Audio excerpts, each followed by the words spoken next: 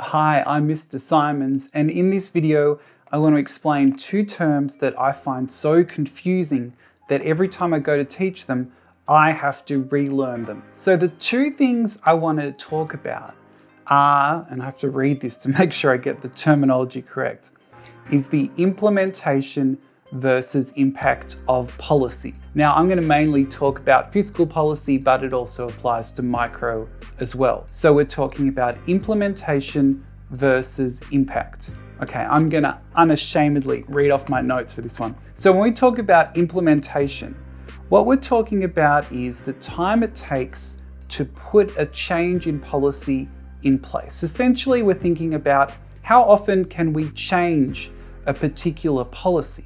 If we think about, say, macro policy, and we've got monetary policy and fiscal policy, that the Reserve Bank of Australia board meets 11 times a year, which means that monetary policy could theoretically be changed 11 times a year, so that a change in monetary policy can be implemented relatively frequently. They're almost meeting every month, right? If we think though about fiscal policy, the federal budget, takes a lot of time to prepare, and there's only one budget per year. So that in May, the Treasurer gets up and discusses the revenue and expenditure plans for the upcoming financial year, and that is when the policies are changed, just once a year. So if we compare monetary and fiscal, we can say that in terms of implementation, that monetary policy changes can be implemented relatively frequently, but fiscal policy changes can only be implemented relatively infrequently because the federal budget is usually only handed down once a year. That changes in fiscal policy can be implemented less frequently than changes in monetary policy. So that's our implementation side of things. But let's then think, and again, checking the words, let's think about the impact side of things. And the impact in terms of policies is all about how long does it take for a change in policy to then have an effect on the economy. So you change the policy, how long do you have to wait before you start to see changes in the economy? If we think about monetary policy has got quite the time lag. That if we think about monetary policy, it takes about 6 to 18 months for a change in the cash rate to change elements of the economy, because the change in the cash rate has to work its way through the economy, go through those transmission mechanism channels, and finally change the economic situation. But if we think about fiscal policy, that the impact time frame is a lot shorter.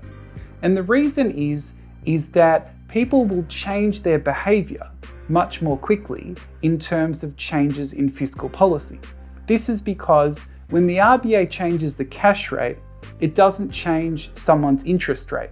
That person has to wait until that flows through. However, if the government reduces tax rates, that benefit is felt by individuals and even businesses very quickly.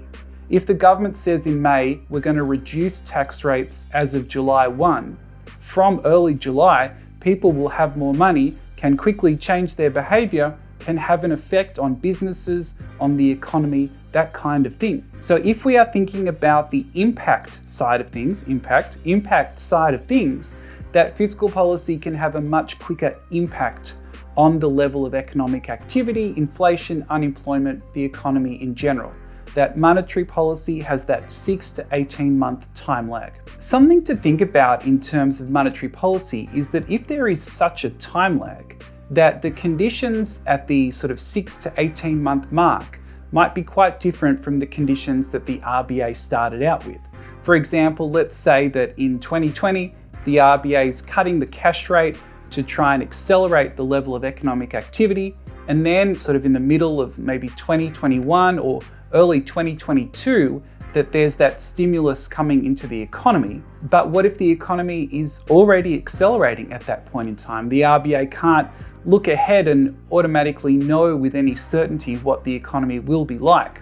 So that there is a risk that the circumstances when monetary policy has its impact are not the same as what the RBA thought, and that could create other issues such as higher inflation or lower economic growth. Okay, so this was a look at the implementation versus impact. Implementation, how often can a change in policy be put in place? How quickly can a change be made?